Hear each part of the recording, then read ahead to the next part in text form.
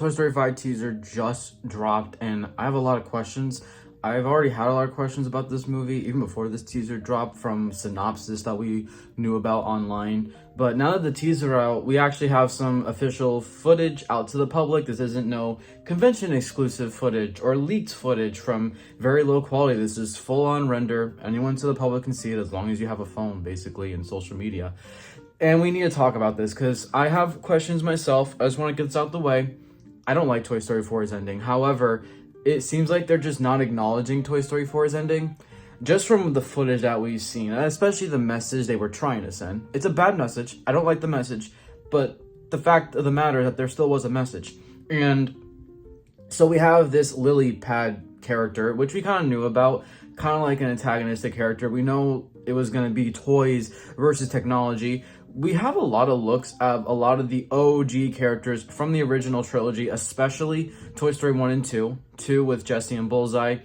Basically see all of them except for Ham for some reason. Ham is nowhere to be seen in this teaser. But we see the other ones. We see the package. Now, at first, I thought this was Woody low-key mailing himself back to Bonnie. We're going to get into that. But obviously, you just kind of hear that Bonnie has a package, ends up being the lily pad, but we also just see looks of Rex and Slinky. First, I will say, I love the animation. Not a huge fan of the faces. The faces are really eerie to me. I think they're trying to make them a little too expressive. Before, they did a good job of just conforming their faces to be expressive enough to where there's character, but they still are restricted to like what kind of toy they are and how limited their faces should be able to move. This, I don't know, I feel a little off about it. It's somehow like higher in animation quality than Toy Story 4, which is now 6 years ago. It's gonna be 7 years ago once this movie comes out. But we see Slinky and Rex. Hope they have a bigger role this time than Toy Story 4, that's for sure. This one's interesting. We see Forky and Knifey. Knifey actually was in the end credits of Toy Story 4. We only saw one scene of her. Something also to note, that end credit scene was a year after the events of Toy Story 4. So this movie by minimum has to take place at least a year after Toy Story 4, but it's probably going to be even more than that. Evidence on that later. But yeah, obviously Forky's here, which again just kind of shows that, yeah, Toy Story 4 is canon. It's still part of the continuity of the franchise. But there's Forky and Knifey. And then you also see Jessie and Bullseye, who we do know at this point is going to be a really important factor to this movie. Like, everyone's basically been saying that Jessie's the main character. And I don't mind that, honestly. I don't. There could be something interesting with Jessie. I'm just a little nervous. Bullseye there as well, obviously. Bullseye and Jessie. You also see the Potato Heads. Are they going to recast Potato Head this time around? They used archived recordings from Don Rickles for Toy Story 4. This time around, do they have that luxury to do that? Depends on his role, but they might have to recast him. Also, you see Mrs. Potato Head as well. You see all three aliens. And all these characters are just kind of looking, I assume, at the lily pad, but they're in like absolute just horror.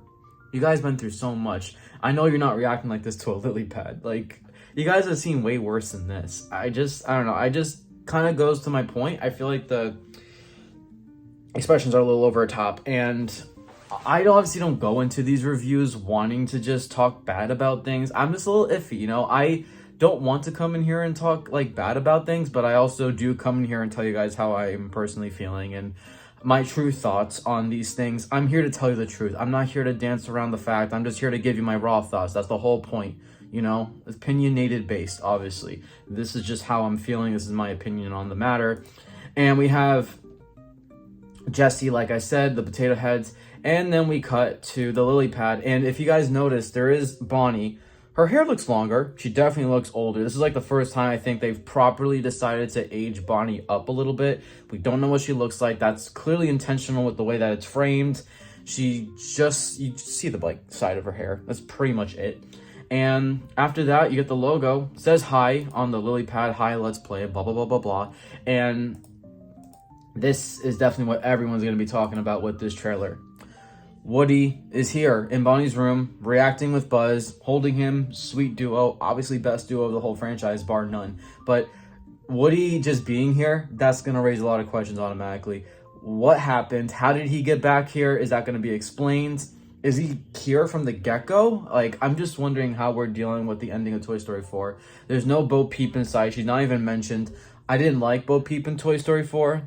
However, I just feel like you went so deep with her character that you kind of have to like explain that, at least in this movie. So very interesting. Like, I feel like Pixar almost got cold feet, honestly, with Toy Story 4's ending, and like they're like, oh well, we gotta make a fifth movie, but we said that Woody is a lost toy and he left his friends, he's with Bo Peep now, and now we're just back here.